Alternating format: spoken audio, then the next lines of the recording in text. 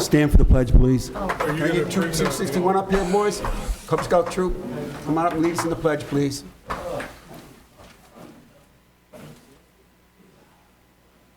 Whenever you're ready, fellas.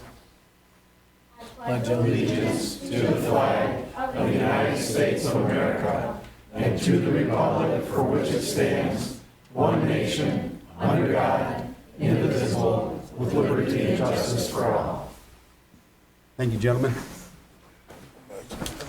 It's Cub Scout Troop 261 here tonight. They did a little tour of the building and the police department. Ask for the roll call, please. Cedar, Here. Gatler, Here. Lupa, Here. Laporte, Here. Hall, Present. Wolf, Here. Black, Here. all present. Thank you. Item number 4, consent agenda. A, City Council minutes of November 20th, 2023 regular meeting. Recommendation approved. And B is of Recreation Commission minutes of October 16th, 2023. Recommendation received. Motion to approve A and B as presented. Motion made, support questions. All in favor, say aye. Aye. Opposed?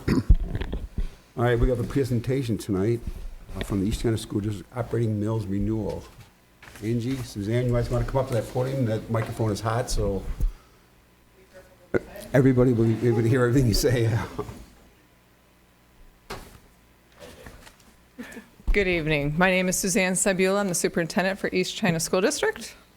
Good evening, Angie Gleason, the Finance Director for East China School District. And we are here tonight to present to you some information on the operating mills renewal that will be on the February 27th, 2024 ballot. And if it's okay, Angie's going to approach and give you a handout. So on February 27th of 2024, the East China School District operating mills, which is a 0.19 mill renewal, will be on the ballot. This mill is required of us as a school district to go out to our voters, even though it does not affect primary residences. It only affects second homes, some agricultural and businesses. But it's a function of Proposal A that we have all voters vote on this. And for East China School District, it is about 30% of our operating revenue. So when you hear school districts receive a per pupil foundation allowance, we only receive that full per pupil foundation allowance if these mills are approved. If they are not approved by our voting public, then the state will deduct that amount and we don't receive the full funding, and there isn't a mechanism to make up that monies. So for us, it's about $14 million for East China School District, again about 30% of our operating revenue. It is a 9-year renewal, which is exactly what it was before. And East China School District voters have approved this ever since the passage of Proposal A in 1994. Can Angie and I answer? Did I miss anything that you would like to answer? Any questions for you regarding the operating mills for East China? So this has no effect on a homesteaded home? Correct. No effect on a homesteaded home? This is second home, rentals, businesses, industry? Yes, exactly. Thank you. And this is a tax that's already in place. We're just renewing what we've been doing for the last 9 years. Yes, it is. Yep. Any other questions? Any other questions? Thank you, ladies. Thank you for giving us the opportunity to share this information. Have a great night. Thanks. Order number 6, no ordinance and resolutions. Number 7, reports of administration. Mr. Bishop, we got. Just a couple things. I wanted to make mention that the commercial rehabilitation exemption revocation letter was mailed on November 28th to the owner of St. Clair Middle School, informing him that on December 18th we will have a meeting and discuss the revocation of that exemption for his commercial rehabilitation exemption. It's basically a tax incentive, and the tax incentive for CRE essentially says that you have a certain amount of time to rehabilitate a building in exchange for a tax break. We have found that this owner has not kept his end of the bargain. He has not went forward and had any rehabilitation committed to that building. So we find at this time that he's out of compliance, and we would like to move forward with a discussion on 12/18 about that revocation of the certificate. In other, Would that be for all taxes going forward, or are we going to go back and get the taxes that we exempted? Yep, I'm clarifying that right now with Wendy Loshaw, our assessor, and working through the mechanics of it. Okay. Yes, I will have a solid number on the 18th of actually the true value of what those things are, and then what we can expect if in fact that decision is made to revoke the CRE. Okay? Also, just want to bring to your attention that I was contacted by a company, a telecommunications company, Troy and Banks, and what they do is they go and perform audits on telecommunication and utility bills. In some cases, commercial residents, industry, even governments, they're overcharged or charged too long for a service that they had canceled. And so it's a full audit of all of our telecommunications. I figured it was time to do that. Ms. Morgan in the office had performed this type of audit about a year ago where we pulled all the accounts together. Now we're just employing Troy and Banks to go find if there's any discrepancies in what we paid or were overcharged and for how long. There is no cost out of pocket whatsoever. There's a 20% finder's fee for any monies that are recovered. In my mind, we've already paid those monies, and now somebody's going to come and help us dig up what we were overcharged, and this can span back decades. So there could be $1,000 found, okay?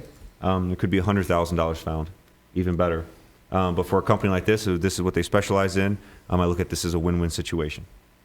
Thank you. Okay? Got a lot I can talk about, but I think I'll wrap it up with that. Any questions from Mr. Bishop? Mr. Downey, you have anything? I have nothing this evening, Your Honor. Any city departments? Chief?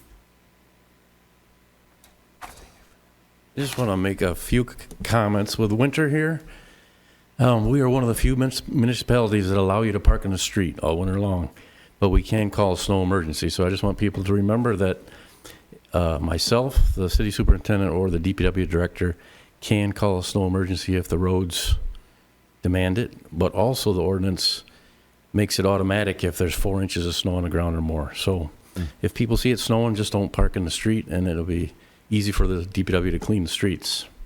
Also, when the roads start getting slippery, all-wheel drive does not mean all-wheel stop. So drive careful so we don't have to get out and do wrecks. Thank you, Chief. Go ahead, Mr. Bishop, you got one more thing. I'm sorry, I skipped over one important item here. Years ago, about 20 years ago, I understood that we employed a contractor to go through the entire city and to identify those homes that quote unquote have illegal hookups. Basically saying when there's a sanitary sewer and stormwater separation, it's important that the water that comes out of gutters or comes off of the stormwater off the streets does not make its way into the sanitary system. It adds to the capacity issues that we have. And so statewide, they said you have to separate these two things. You got to have a pipe for stormwater, you got to have a pipe for sewer. So the city did do this about 20 years ago.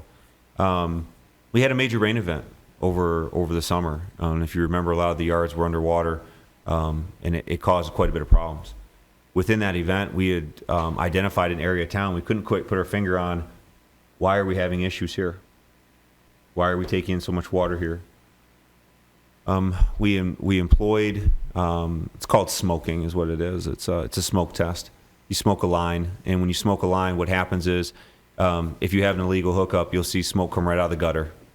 It's meaning that the path of least resistance is through an illegal hookup back to a gutter system, and it comes right on out on your eaves. When we know that and we can identify that, that needs to be corrected. Okay?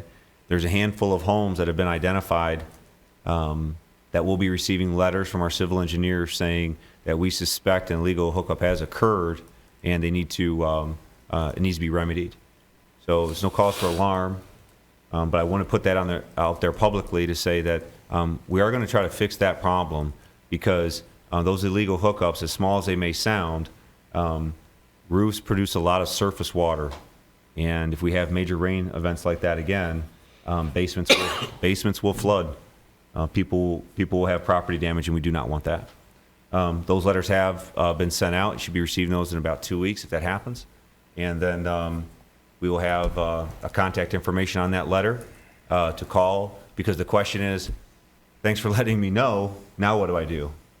Right? Where do I go for this type of work? So we've set up the plan in place for those calls to be received and then to be handled on an individual basis. But I think it's important that the public knows that we are doing that type of work. We are identifying illegal hookups, and we are sending letters to the public. How many areas of town did you smoke? We smoked 2 areas of town, North Riverside and primarily on Vine Street. Thank you. Welcome. Okay, D, authorities, boards, commissions, committee chairs, council reps, anybody have anything?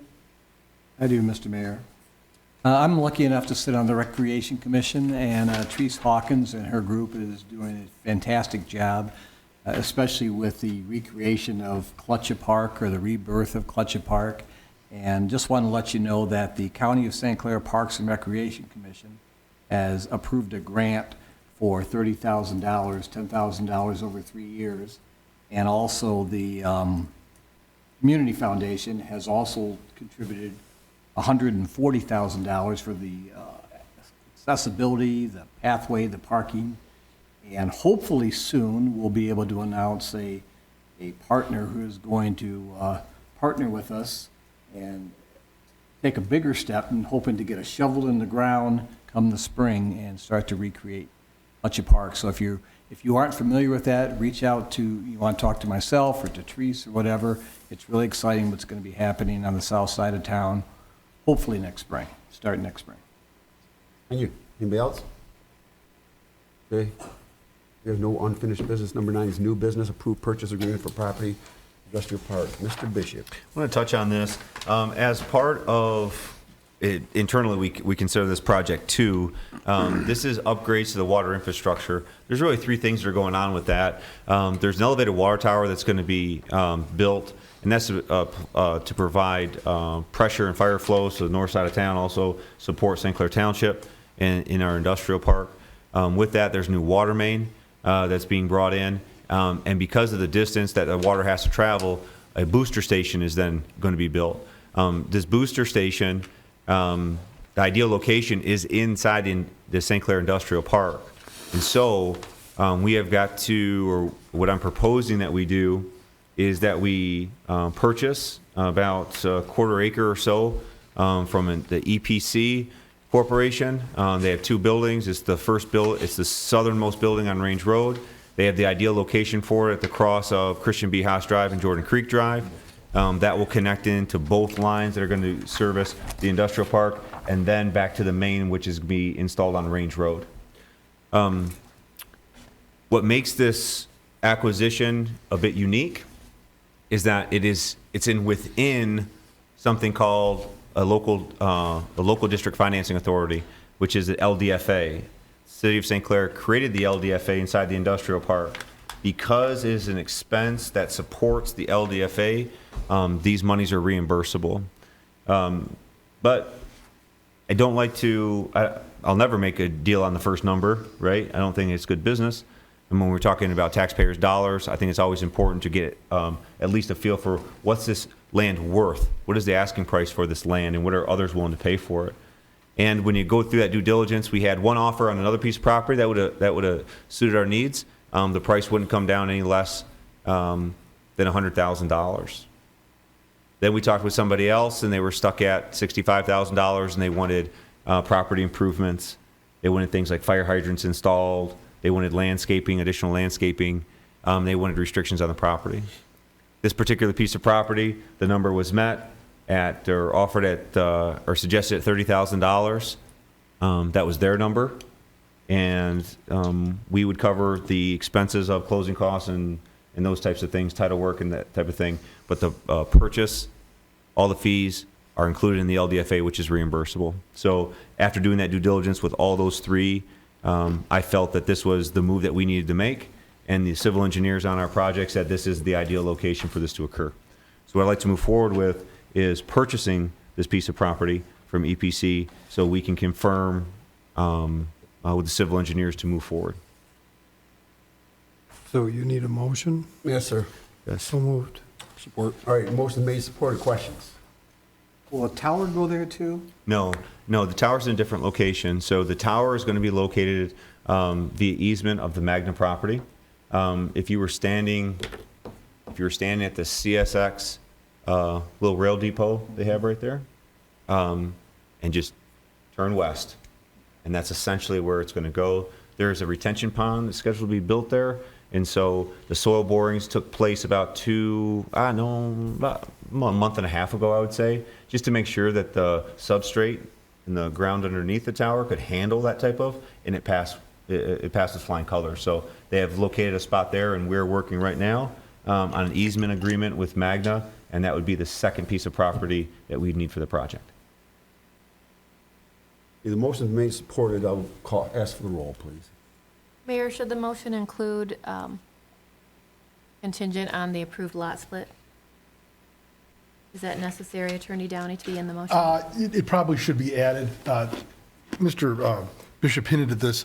The parcel that was identified by Fishbeck, who is the city engineer in this project, they actually did the diagram of the parcel itself that is underlying this agreement. Obviously, it's not a standalone parcel as we sit here today. So in other words, if the agreement were approved, there's a secondary step that needs to be taken, and that is that the lot that is described in the agreement must be given its own discrete parcel identification number by the county. And I understand Ms. Loshaw is working on that, and subject to approval tonight, I believe it would be before council at the December 18th meeting. Correct. Thank you for mentioning You that. want to I will amend your amend motion the to include motion. that? Yes.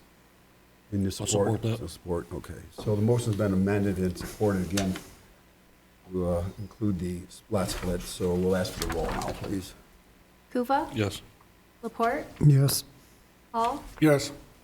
Foltz? Yes. Watt? Yes. Scholar? Yes.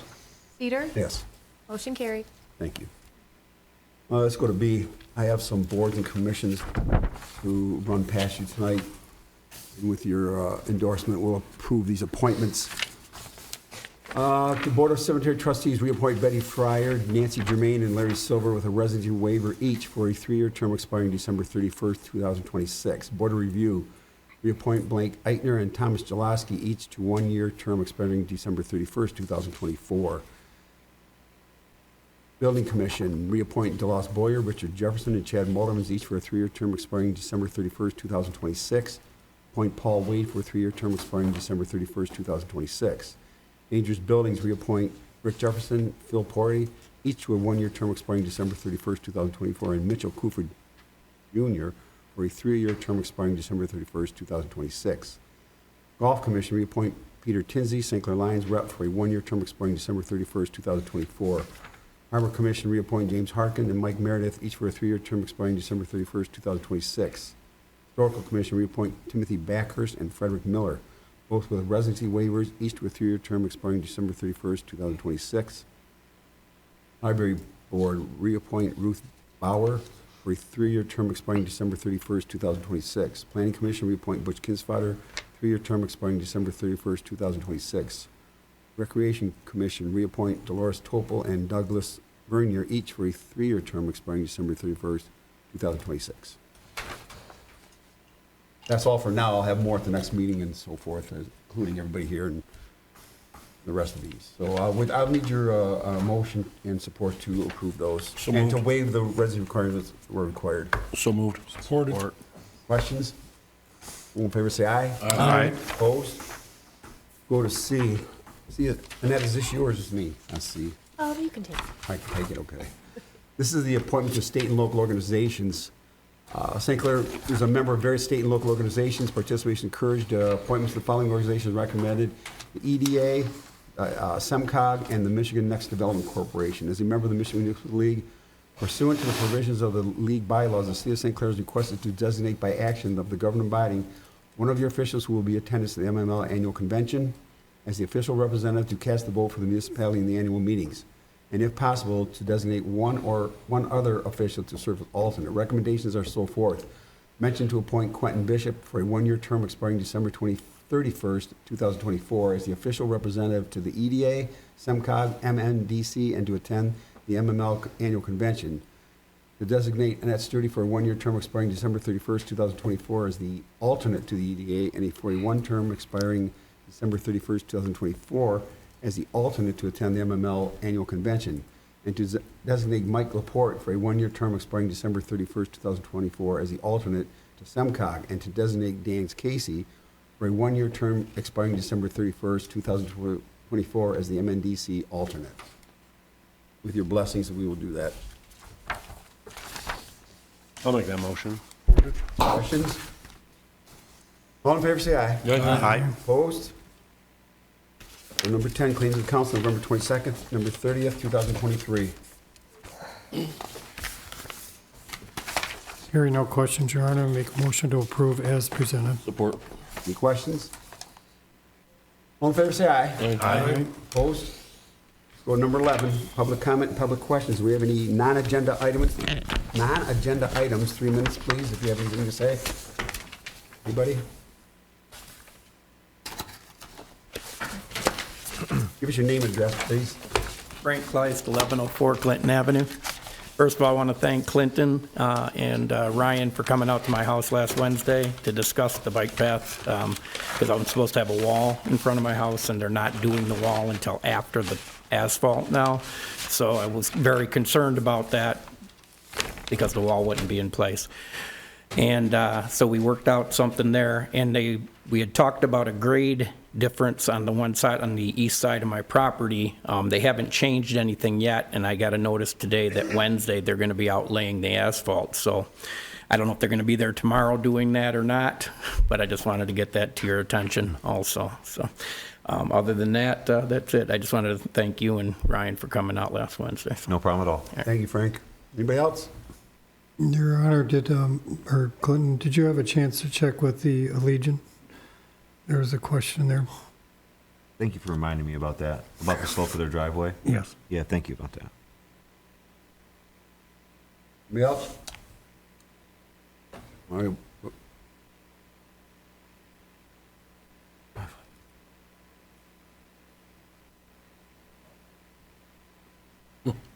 Hello, I'm Jennifer Malms. I'm at 916 Clinton. We have quite a bit of an issue with our driveway and now the services. Since the cement wall has been put in, our services are going through the cement wall. I am responsible for those services, so if anything happens to our sewer and our water, that is, or I'm sorry, it's not our water, our gas line, that is my responsibility. This is not going under the cement wall like it should be. And I've asked for a couple of people and engineers to come out and take a look at this. Also, not the grade of my driveway, it is the fact that my driveway is now probably 4 to 5 inches smaller than what it used to be. It's going to make it quite difficult getting vehicles in and out. And this is becoming quite a bit of an issue. I've been parking behind my house, the street around, and walking since the end of October. I at least can do this. My other neighbors, they can't. This needs to come to an end very soon. Thank you very much. Thank you. Anybody else out there?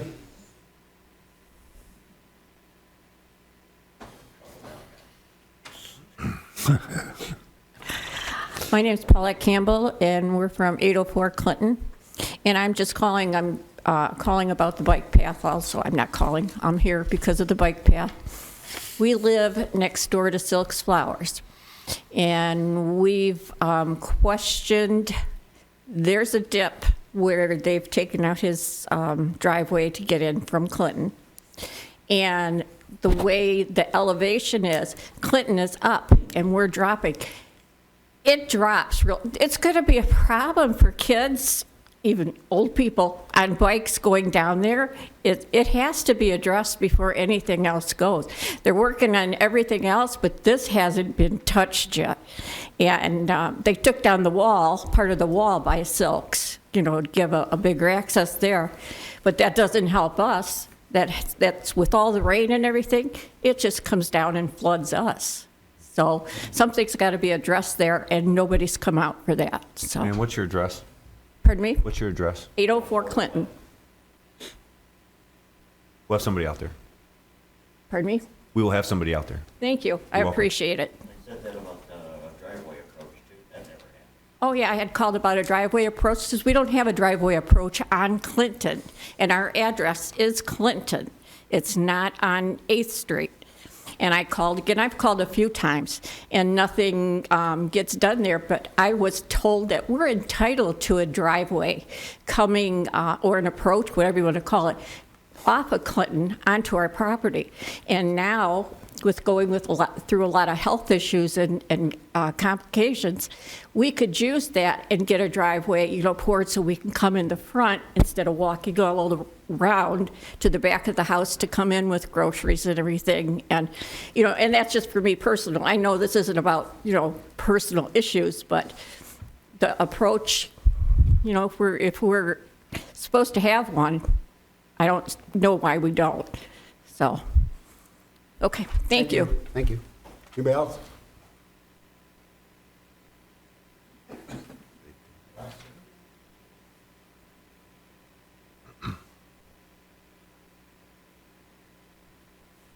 Phil Lundman, 902 Clinton. I'm the other neighbor that Jennifer was talking about. And I would like to see somebody come and take a look at those walls that they're putting in. I'm not really concerned for myself because I have the luxury of having a driveway on 9th. And I don't use that driveway very much, but when I do, I can park my car there. I can put my truck up there. But I'm speaking for my other two neighbors. Adele isn't here tonight, but Jennifer is, and she's having the same issues with the walls. I want to make sure that if they go forward with this, that each one of you come by and pull up that driveway and then put a little bit of snow and ice under you, and you start sliding sideways and you start scratching your car up on that wall. The walls are nice, but they're too darn close together. I mean, I measured mine. I was the first one they did. It's 11 feet on the bottom and 10 feet on the top. Now, 10 feet is fine because it's flat up there. You open your doors, there's nothing to hit because I'm up on my slab that I put in. But these other neighbors don't have that luxury of having an extra driveway. And I'm very concerned that, well, example, Jennifer and her husband are both EMS. They fly in and out of that driveway on call. All they got to do is hit a little ice and they'll be sideways in that driveway. So it is what it is, but by all means, if they do go forward with this and don't do anything further, want each and every one of you at some point to pull up either my driveway or theirs. Mine is the easiest to get into. Theirs will be more difficult because the grade is a little steeper, and I'm not sure what the width is going to be on theirs. But the other day when they put mine in, I spoke with the concrete guys. Now, I know they got to work from a drawing. That's understandable, but I hope they would elevate it up to Ryan that this is an issue. I says, you better make those two driveways. I'm not concerned for mine. You already got it in, but I'm not concerned for mine. But the other two neighbors, those driveways are going to be very close with those concrete walls. And it's going to be a bad thing. No, I don't know if those walls are high enough and the cars are low enough that it's going to restrict any vision or not yet. That remains to be seen. I'm hoping it won't, but it is what it is. So, but anyway, that's my 2 cents worth. I'm kind of speaking for Adele tonight. She couldn't be here. Thanks, Bill. Thank you. Belts? All right, let's go to number 12 then, Mayor and City Council. I want to thank Troop 261. I didn't see the most went home to do their homework, but thank you very much to the troop. And I want to take this time because I missed last meeting, but Sue Daniels and this Santa Parade crew, I got a lot of feedback on that and how great it was. So that was just another feather in the city's cap. Anybody else have something? Santa's coming to town this weekend. Warwater Brewery, Saturday and Sunday from 11 or noon to 4. Both days. Expect a couple thousand kids coming through. Yes? Thank you. George Jocham passed away. Yeah. I remember George Jocham sitting in this seat, and the man was intelligent, calm, and as honest as the day is long. You probably know him very well, huh? Oh, big loss. A big loss, yeah. Thank you, Bill. I forgot about that.